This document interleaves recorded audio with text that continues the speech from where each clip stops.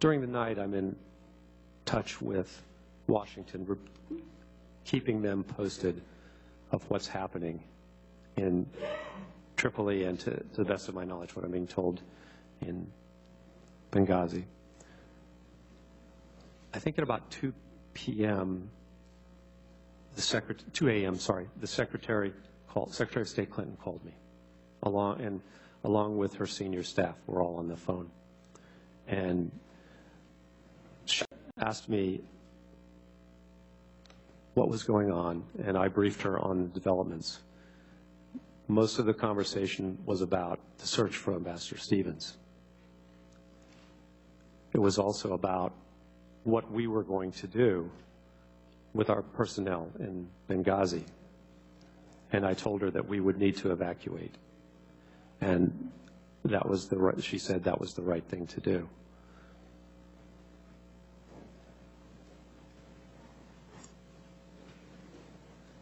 At about 3 a.m., I received a call from the Prime Minister of Libya. I think it's the saddest phone call I've ever had in my life. He told me that Ambassador Stevens had passed away. I immediately telephoned Washington that news afterwards. And began accelerating our effort to withdraw from the Villas compound and move to the annex.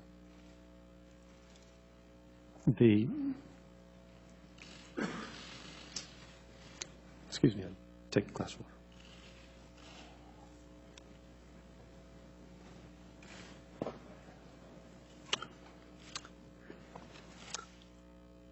Our team responded with amazing discipline and courage in Tripoli and organizing our withdrawal.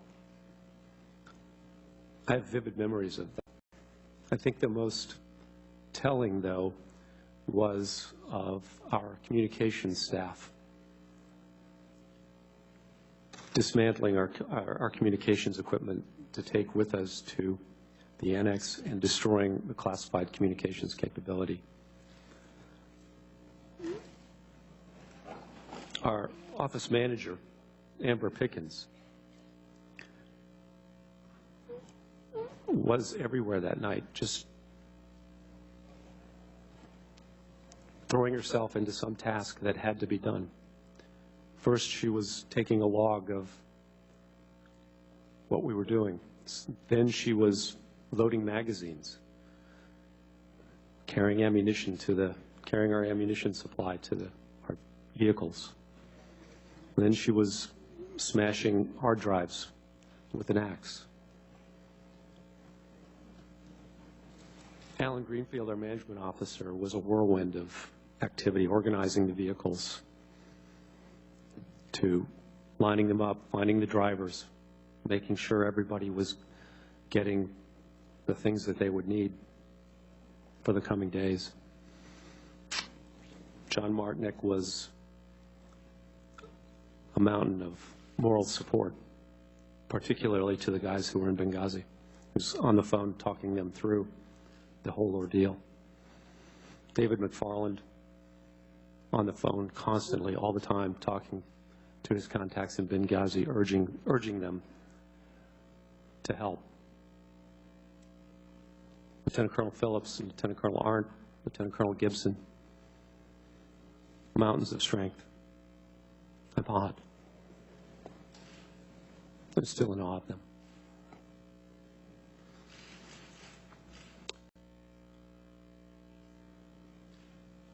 They asked me in one of the phone calls, when were you going to move to the annex? And I said, we'll move at dawn.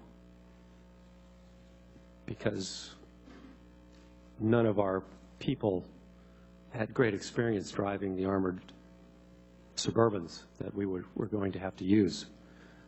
our local staff drove for us as part of our security procedures. They, of course, were not there that night. And we would have to go through checkpoints, militia checkpoints, on the way to the annex to get there. And I didn't want our people to be going through those checkpoints because I didn't know what to expect from the militias. And so we moved at dawn. And we arrived at the annex, at least my group, I think, at about 4:45, perhaps maybe 5 a.m. And a few minutes later came the word of the mortar attack.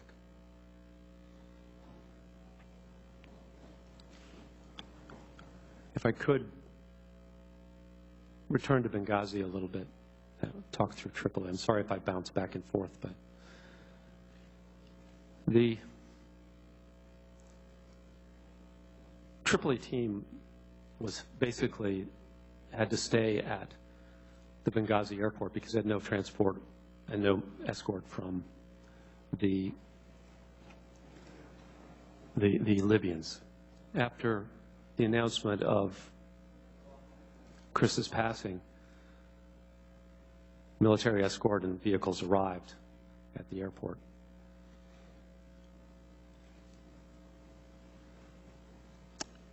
So the decision was made for them to go to the annex. Before I got the call from the Prime Minister, we had received several phone calls on the phone that had been with the ambassador saying that we know where the ambassador is, please, you can come get him. And our local staff engaged on those phone calls admirably, asking very, very good, outstanding, even open-ended questions about where was he, trying to discern whether he was alive, whether they even had the ambassador, whether that person was with the ambassador. Send a picture. Could we talk to the ambassador? Because we knew separately from David that the ambassador was in a hospital that we believed was under Ansar Sharia's call, we suspected that we were being baited into a trap. And so we did not want to go send our people into an ambush.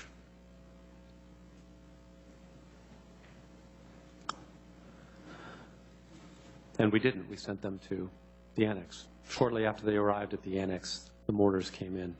First mortar round was long. It landed actually among the Libyans who escorted our people. They took casualties for us that night. And the next was short. The next three landed on the roof, killing Glenn and Tyrone, severely wounding David.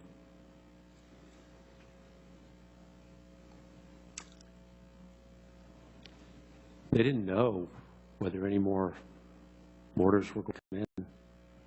The accuracy was terribly precise. The call was, the next one is coming through the roof, maybe if it hit.